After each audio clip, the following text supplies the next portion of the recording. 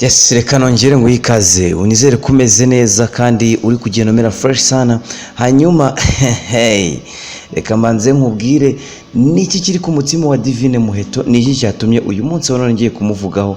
Minisitiri cyangwa se Miss wifuza no kuza Minisitiri Divine Muheto akaba atwaye igikombe cya Miss Rwanda 2022 aragitwaye kweli. Ni igikombe rero cyashagwa n'abantu benshi ariko uyu mukobwa kabisa ati byose ni kubw'ubuntu bw'Imana akari ku mutima wa Muheto. Rero Muheto ni izina ryavuzwe cyane mu myidagaduro mu Rwanda mu gihe irushanwa rya Miss Rwanda 2020 ryatangira guhereye ubwo Miss Mutesi Jolly yatangiraga ubwiza bwe bwo bigakurura impaka nyinshi ku mbuga nkoranyambaga. Bakunze uyu mukobwa n'abataramukunze bose ntibabyumvikanagaho, ndetse rimwe na rimwe bigarura impaka zo zerekezaga kuri Jolly bavuga ko ibyo yakoze nk'umwe wari wagize kuri abanyamakuru bitari byo. Uyu mukobwa kandi yegukanye ikamba rya Nyampinga w'u Rwanda, yavuze ko yari yiteguye ndetse ko ibyo yabonye yari abyiteze kuko byari ukuri 100%. Muheto nyuma yo kubona ikamba nshuti abaye Nyampinga atowe mu bihe byiza kuko Covid yagenjeje ni make, yagitangaza ko yishimiye kwegukana ikamba rya Miss Rwanda 2020. Avuga ko ashimira Imana yamushoboje muri urugendo. Yavuze ko yinjiye muri Miss Rwanda afite icyizere, yishimye kandi abantu bose bamutaye. Avuga ko mu gihe cy'umwaka agiye kumarana ikamba azakorana n'ubuyobozi bwa Miss Rwanda.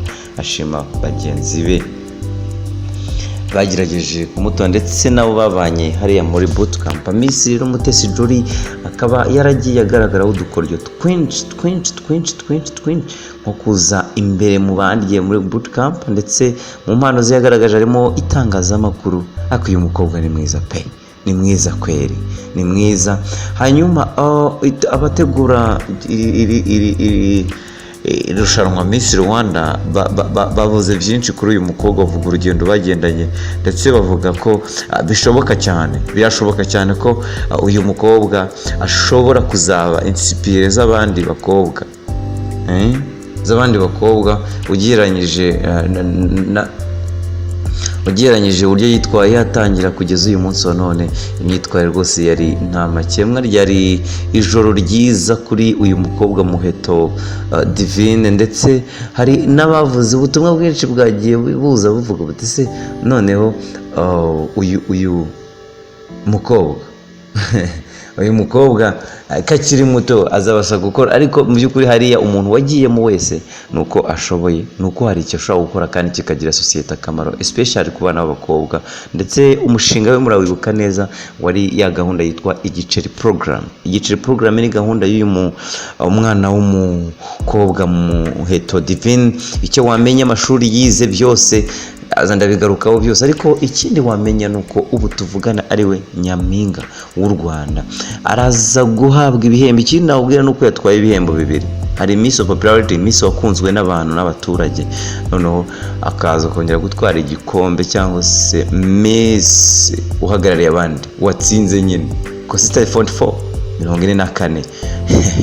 Uyu mukobwa kweli cyokoza yarigaragaje, yagerageje igishoboka cyose kugira ngo uyu munsi abe yitwa Miss Rwanda.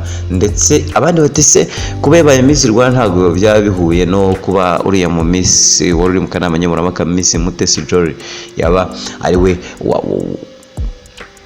watanze imbaraga ndetse no gutuma abajaji badashobora kujya ku ruhande kugira ngo irushanwa bariho undi.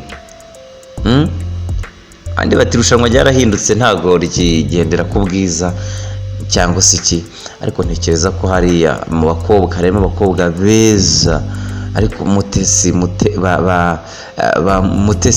kuba yavuga rero ngo uyu mukobwa ari mwiza ntago yigeze abeshya, uri mwiza pe, nanjye reka mbivuge kandi kambage ku ruhande rwanjye wari uri so ngaye nk'uko cyane. Rero akaba ari umukobwa rero utwaye irushanwa rero ikamba rya Nyampinga w'u Rwanda. Avuga ko ashimira Imana yamushoboje muri uru rugendo.